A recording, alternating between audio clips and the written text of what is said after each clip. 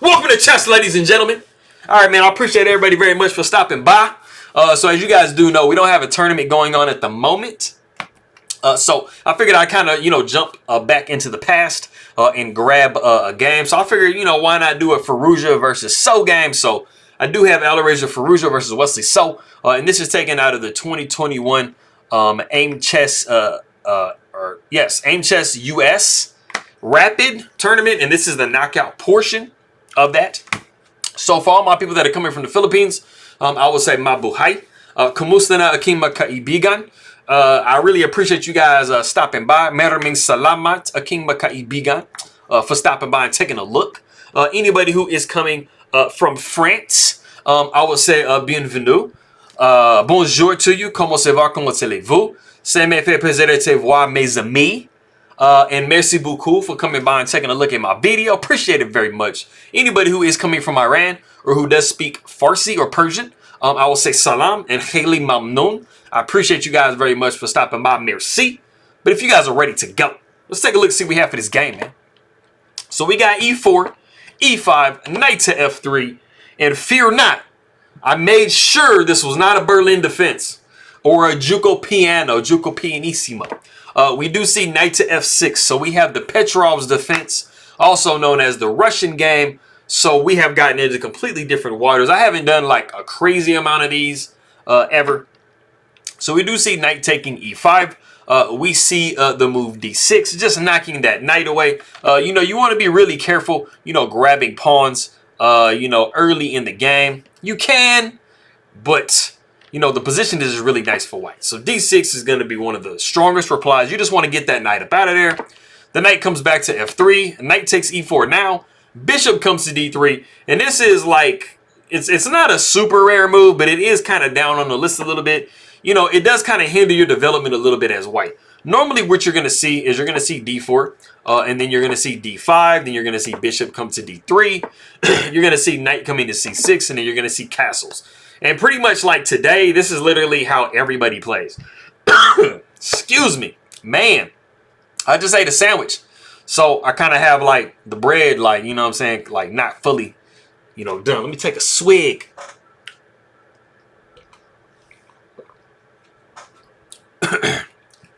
Okay. I think I'm good as new. All right. So like I said, we did see bishop come to d3. And like I said, I mean, this kind of like, impedes your bishop development just a little bit because you are kind of blocking that d pawn in. So we do see d5, which is pretty much going to come no matter like how you play the position. Queen comes to e2. Queen goes to e7. We see castles by white. The knight comes up to d6. And you have a decision to make. I mean, are you going to move the queen? You're going to trade queens? What are you going to do? So Firouzja goes ahead and plays queen down to d1. We see the queen coming back to d8. Rook comes to e1 because, of course, you're going to check. You got an open file, man. You got a rook sitting here. You're going to check. So we do see a rook to e1 with check. The bishop comes to e7. And then we see the novelty of the game, which is knight to c3. It might look a little bit strange. But then again, both of these pieces look a little bit strange. If the bishop wasn't developed, that might be kind of strange. You might want to play like c3, d4 situations. But you are planning to do something a little different. And Firouzja does have a different idea, in this one. Now, knight to c3 was the novelty last year. But there's actually 15 games in the database now. So, I mean, it's been played a little bit heavier since last year. So, it kind of caught on. We do see c6. We got b3. Castles by black. And then we have bishop to a3. And bishop to a3 is just a little bit like inconvenient for black. Because you don't really want to move this knight. Of course, because you're going to be looking at bishop takes e7 and you are forking these pieces. So you kind of have to do, a little something to get, things rolling. So the bishop comes down to g4. We see h3. We got bishop back to h5. We see queen to e2. Bishop goes to f6. We're thinking maybe at some point we could take this knight and kind of damage white structure a little bit. See what we can get from that. But we do see queen to e3. We see rook over to e8. We see queen up to f4 because, of course, because this knight is defending the rook, you don't have any captures going on. So we do see rook taking e1, rook taking e1, and then we do see the knight back to e8. And then we do have g4 in this position. And you guys remember how I was telling you, about whenever you do have a Benoni type situation with the fianchetto, the g6 situation going on. The situation isn't completely identical, but, you know, Firouzja's experience has told him that g4 is a nice move to play, and it is actually the top move in the position. Something that the computer was really suggesting is after the bishop drops back to g6, just continuing to push with g5 and just literally getting all the black's pieces out of there. But we did not see that. We did see bishop back to g6, and then we do see bishop taking g6, pawn taking g6, back towards the center, and then we do see queen over to b4. When you are white and you're looking at this position, you are completely developed, everything is safe, you're good to go. You know, you probably want to go king to g2 at some point. But other than that, you know, you are trying to look in black's position and say, hey, man, where is black weak at? You know, where does he have like a, you know, any type of weakness? Where does he have like an undefended piece or what? And that piece is b7. So queen coming to b7, b4 was a super duper logical move. Also, something you have to be careful about. This queen coming over here is not only attacking b7, sorry, but it is also threatening checking on f8. Man, apologize, people.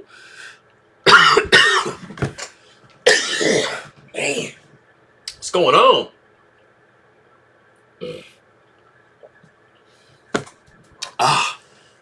Come on, son. Okay. Like I said, queen to b4 is attacking b7. It's also attacking f8. If you do drop queen to f8 check, the king moves down and you are dropping this knight. And you're going to be taken with the rook. And, you know, you are just in really horrible shape. You don't want to do that. So we do see knight to d7. And that's literally the only move in the position. You know, you really don't want to go knight to a6 because the queen can possibly take on b7, forking these two pieces. And that's not nice. We do see queen taking b7, rook coming over to c8, because you don't want to just, like, start losing all your pawns, right? So we do see knight to a4. Now, this was not a free pawn because rook to a8 was going to force you to give up your bishop. So we didn't want to do that. So we actually covered that with knight over to a4. So now, you know, maybe taking a7 is a little bit more in the cards. We do see knight to c7. And you do have to kind of be careful about grabbing that pawn in this particular position as well. Because after the queen takes, you will be looking at knight to b5. And that is forking these two pieces. And that's kind of lights out. So we do see queen taking c6. The knight goes over to e6. The queen takes d5. So as you can see, the queen literally just kind of went down this whole diagonal, just taking pawns. So we got to get something back. So the rook takes c2. We see bishop to d6. We see knight d to c5. We see knight to c3. The bishop takes c3. Pawn takes c3. And then we do have knight to f4. And this kind of just drops a piece. Queen takes on c5. We do see knight taking h3 with check. So like I said, at some point, probably king to g2 was, you know, nice to play. But we don't have the ability to do that now. But we do see knight taking h3 with check. The king comes up to g2 now. The knight takes on f2. And we need to get off of this rank because there is a discovery coming up either here or here. And we are picking up the queen. So you got to do something about that. So the king does come to g3. We see the queen down to d7. The queen goes down to d4. We see queen down to c6. And then we do see bishop down to f4. And then we see queen to c8. You know, we are putting like a light, I'll say a light amount of pressure on this g4 square with the knight and this queen coming up. So we have actually reached a point in the game that if you don't want to pause the video and see what move white plays here, go ahead and do so.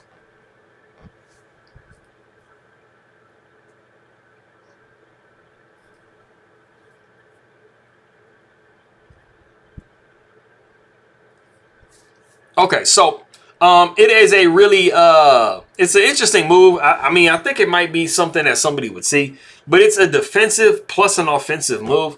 And you actually trap a piece by doing it. The move is bishop to d2. So like I said, bishop to d2 protects this pawn from these two attackers coming up. And as you can see, the knight is completely trapped. You can't come here, you can't go there, can't go there, can't go there, can't go there, can't go there.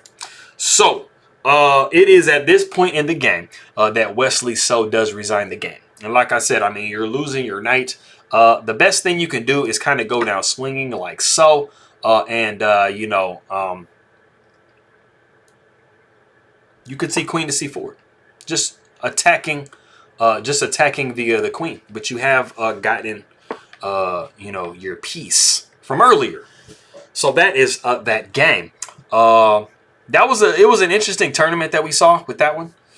And I realized that I really haven't done very many videos from that tournament. So I think that's going to be a good tournament that I'll be able to kind of go into and grab some more games from. So we will see. But I appreciate you guys very much for coming by. Merci beaucoup, mes amis.